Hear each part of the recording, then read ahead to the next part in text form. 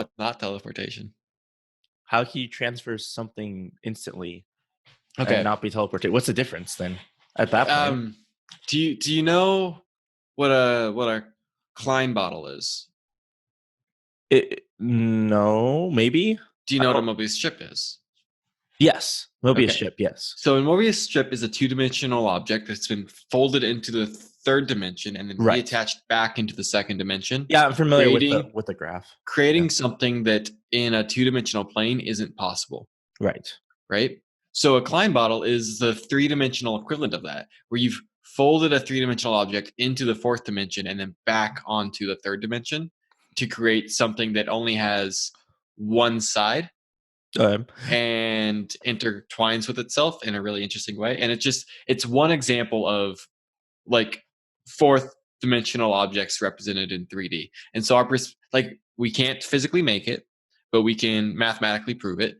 And so it's right. So the notion is not moving through space, it's moving space. Right.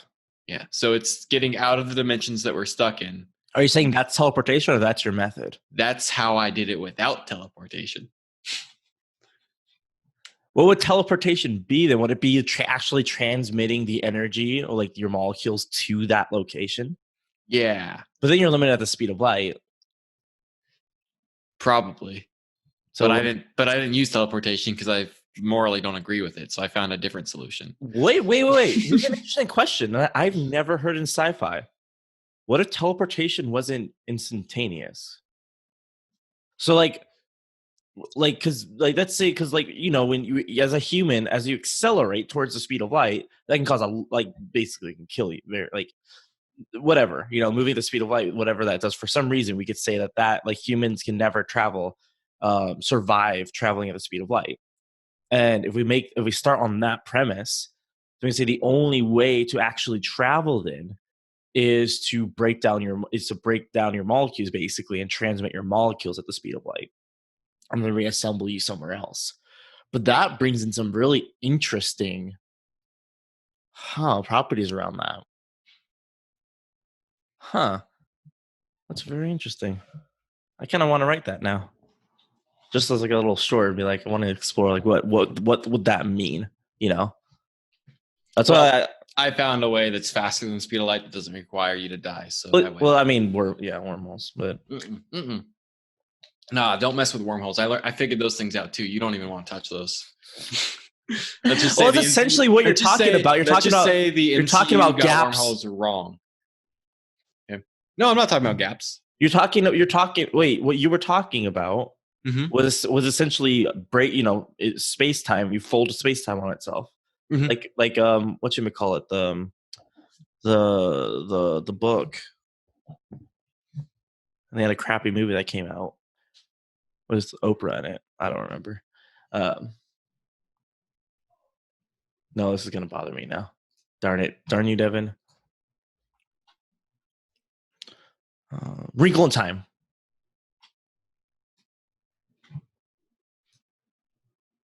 I don't know what that is. Well, that's how they explain how they travel.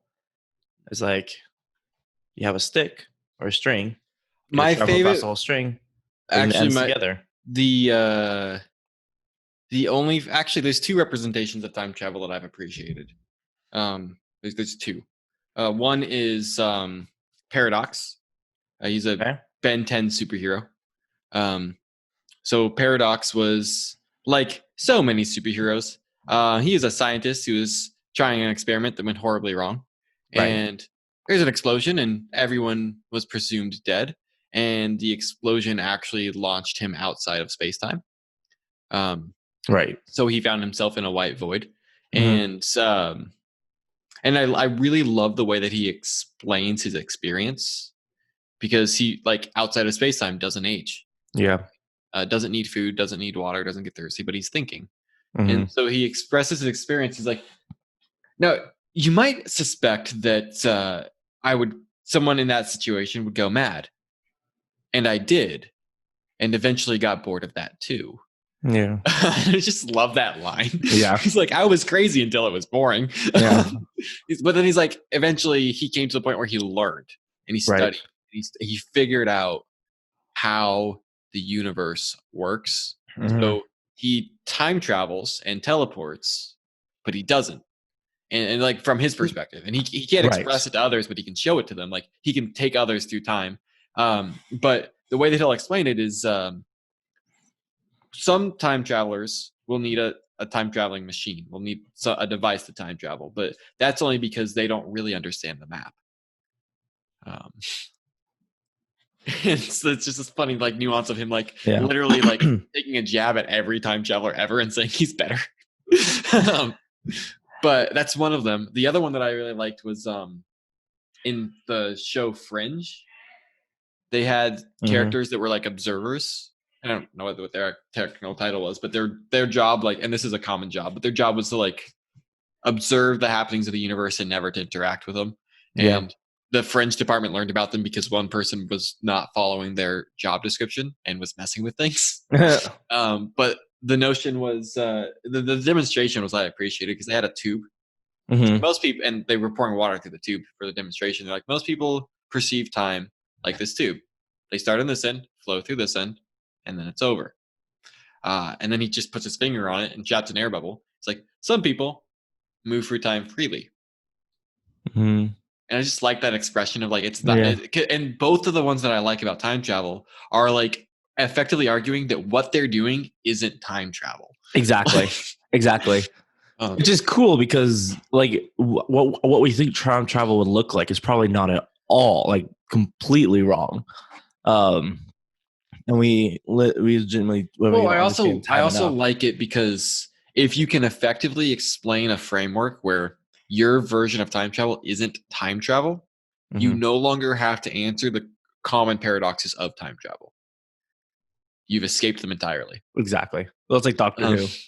well, Doctor Who just doesn't try, but should Well, no, because that's the well. I mean, on a certain extent, they're just like it's time, it's complicated, and I understand it, but no one else does because I'm the only Time Lord. well, like as far as Doctor Who's writing of time travel is effectively the same as like why does Superman have every power under the book? Because bad writers keep giving him new powers. Yeah. It's not a plot device, it's a Yeah. lack of a plot device. Don't insult And my Doctor my. Who is a lack of a plot device. Like it is But Doctor Who is not a time travel show. It's a buddy cop show. That's essentially yeah. what it is. It's a buddy cop show. Well, so like Doctor Who has the most consistent framework episode to episode that I've ever seen in any television show. From the first 5 minutes, you know exactly how the show's going to go, like to a T every time because they're just Yeah. obnoxiously systematic with very few exceptions. Their version of time travel is let's not think about it, let's not deal with it, let's lie every chance we get, let's be internally inconsistent and let's make it up as we go and let's not care.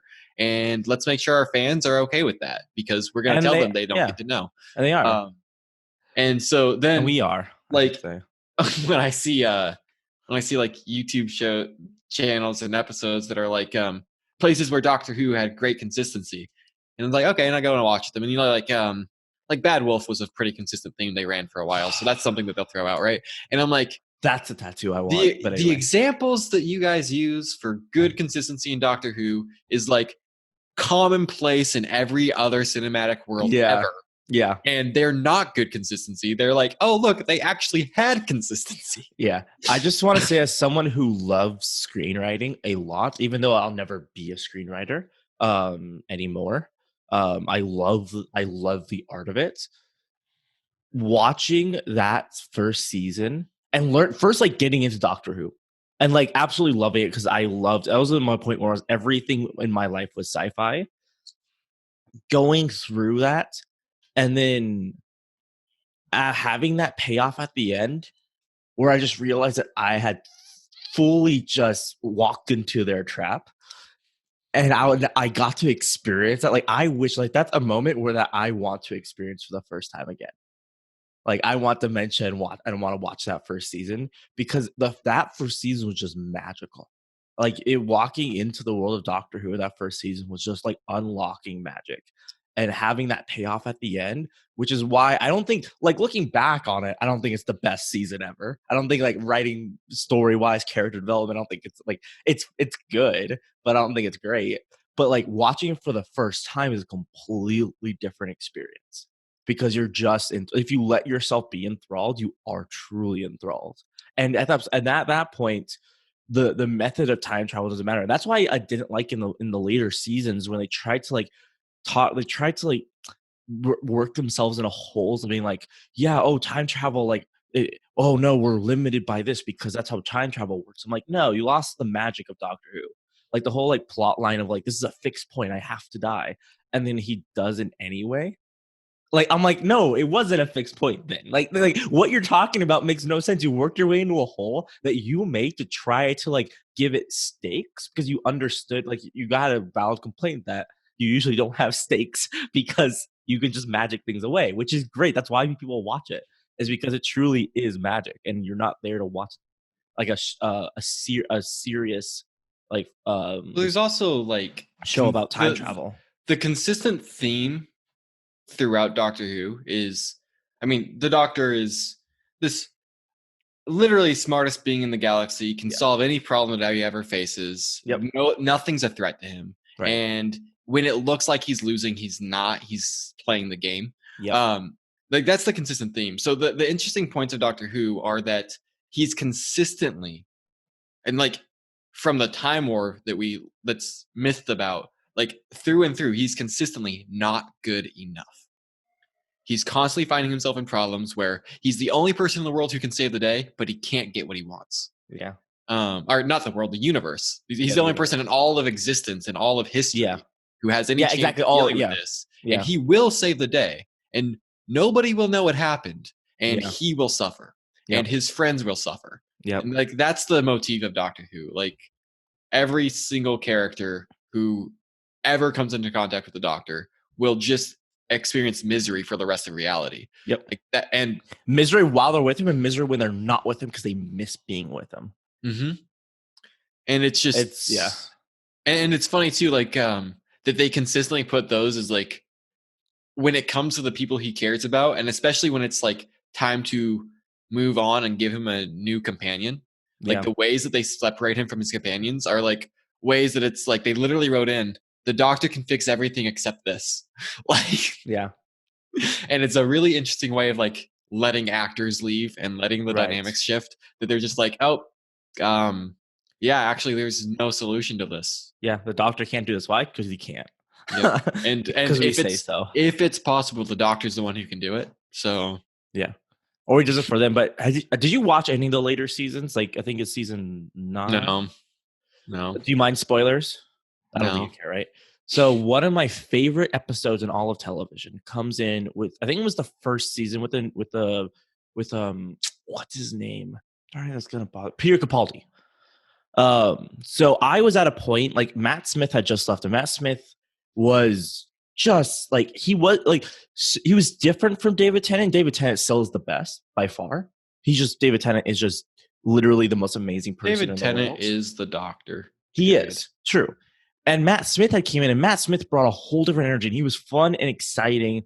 And I felt that it went along a little too long. I think he stayed on the series a little. I didn't like him. Actually, that's when I stopped watching Doctor Who. You had to watch it differently, which I was young enough and I was new enough to, and I love sci-fi so much that I was willing to like alter my watch, like how I watch Doctor Who, because it became very goofy, and I didn't care for that.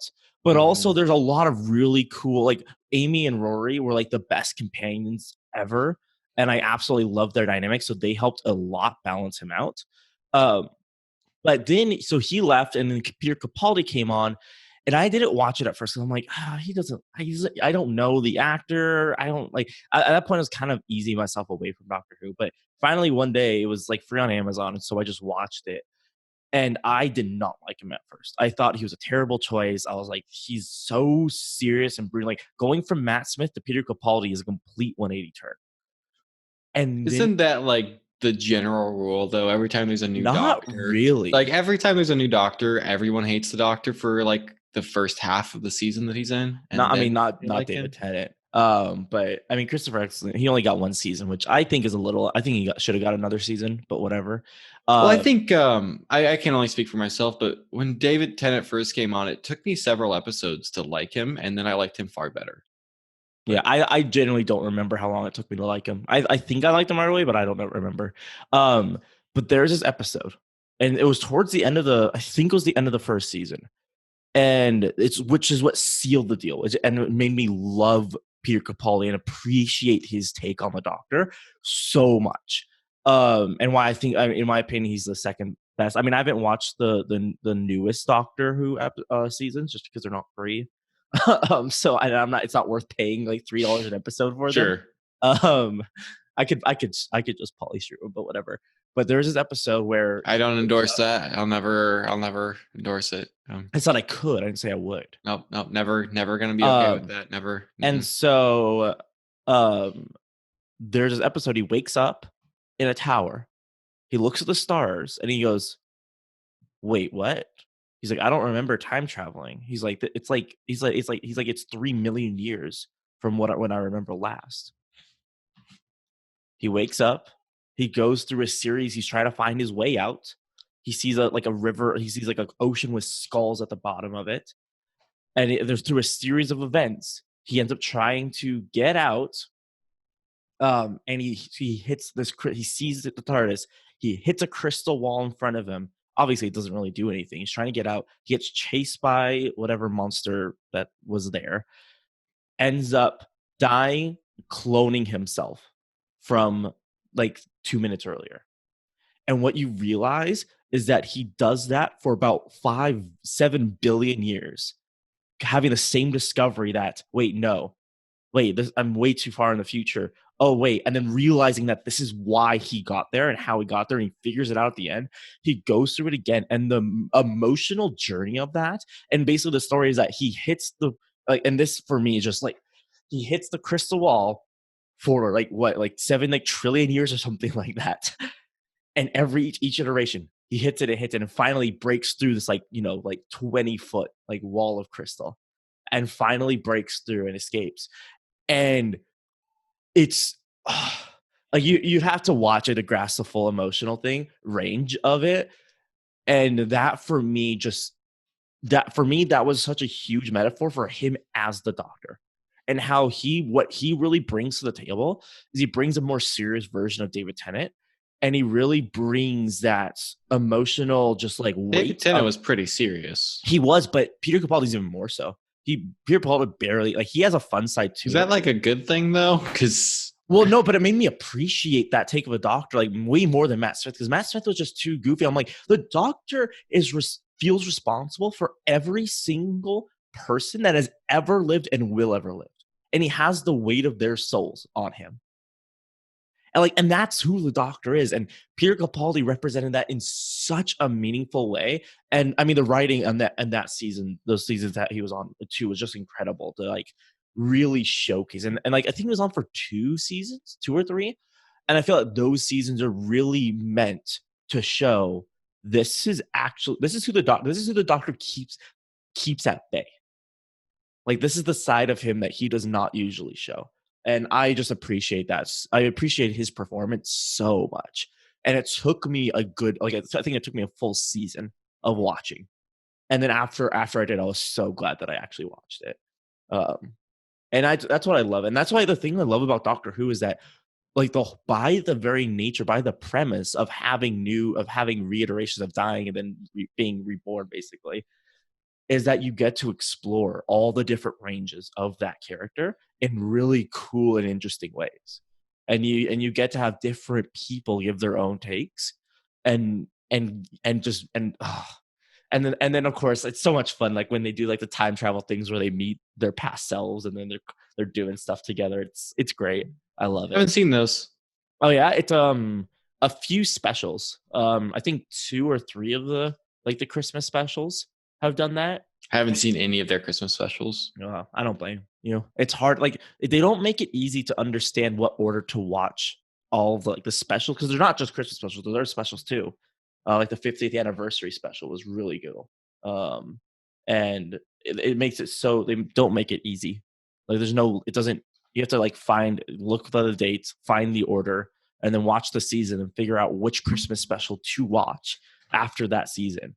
And the thing is, like, most of the Christmas specials are where he dies and gets turned into the next Doctor.